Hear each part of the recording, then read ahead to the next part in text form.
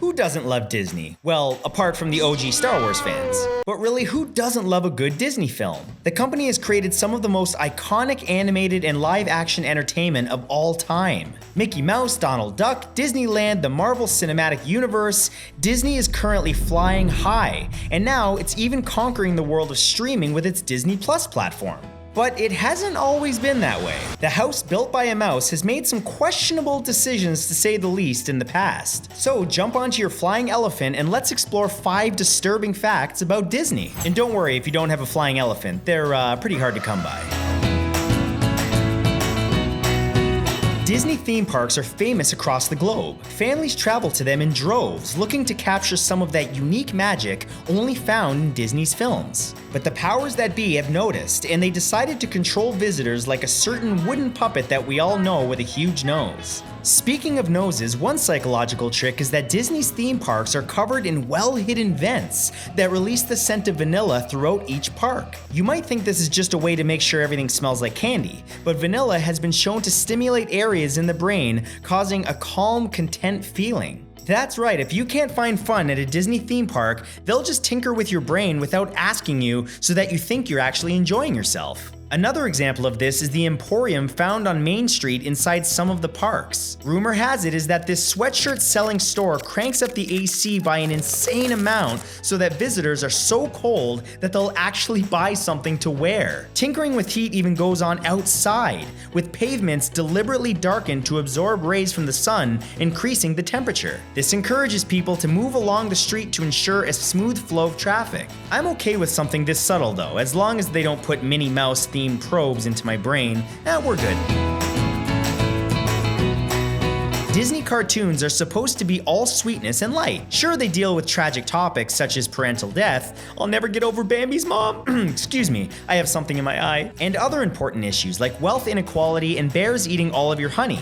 But some Disney cartoons contain some really dark stuff created by animators without anyone knowing. Some of it may even qualify as subliminal. For example, in a scene from The Little Mermaid, a cartoon bishop is standing to attention, if you know what I mean. Parents were so outraged by this that Disney realized their animators had been up to no good and went back and altered the original animation cells to make the film more, well, family friendly. On the VHS cover of the same movie, there's what can only be called a golden penis for all to see. And in 1999, they released a version of the 1977 animated film The Rescuers, complete with, believe it or not, blink and you'll miss them picture of 2 nude women in the background in one scene. Disney claims this was not placed there by any of their animators, but by someone else during the post-production phase. Okay, Disney, we believe you. For real. Honest.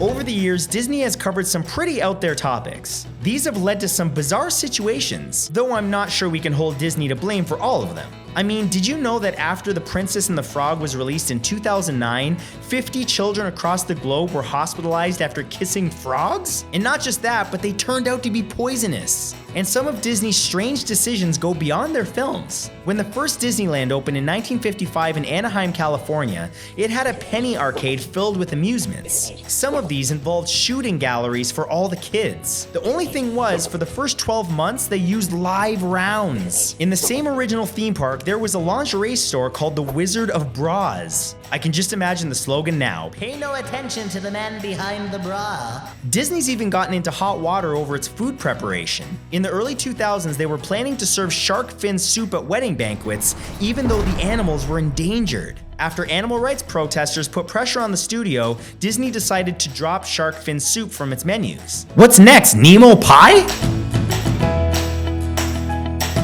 Walt Disney created Disney Animation Studios from scratch, working as an animator and then overseeing every major production until his death in 1966, 10 days after his 65th birthday. He was known by many as Uncle Walt, and kept a happy demeanor for the most part. But like all good Disney stories, dig a little deeper and you'll find a few worrying themes. For example, Walt used to write rejection letters to young women who applied for positions at his company. They wouldn't even consider women initially for animation positions, but when World War II started, he quickly realized that women would have to do the job as his male animators would be enlisted to fight. At least he did change his opinion later on, saying that women could carry out creative work just as well as men. Eventually, Walt Disney's persona became something of a performance piece. He was quoted as saying, "I'm not Walt Disney, I do a lot of things Walt Disney would not do. Walt Disney does not smoke, I smoke. Walt Disney does not drink, I drink." While Walt Disney has been portrayed as someone who's always affable with his employees,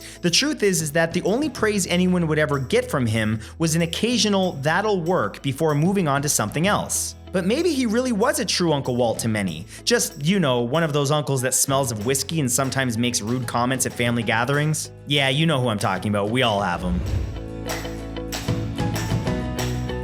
Walt Disney has apologized for some of his less than tolerant cartoons in the past. It's still mind-blowing when you realize that some of the cartoons were even made. For example, their short cartoon The Three Little Pigs clearly contains anti-Semitic material when a big bad wolf dresses up as a Jewish stereotype. Even Disney's feature films have contained racially charged material, such as the 1946 Song of the South. Some of these films have been released through Disney Plus with a disclaimer so that people know what to expect, while others have remained out of circulation, and that's probably for the best. There's a lot of debate about that. Some say these pieces are historical artifacts and should be released warts and all, so that we can understand how prevalent prejudice can be. Then again, others believe they should be kept away from younger eyes so as not to upset or even perpetuate these ideas. Opening it up to you guys, what do you think should happen with these materials that contains prejudiced depictions? Let me know in the comments.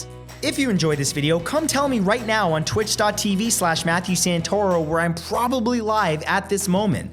Tap here to catch up on my recent uploads, and tap here for a similar video to this one. I'll see you soon.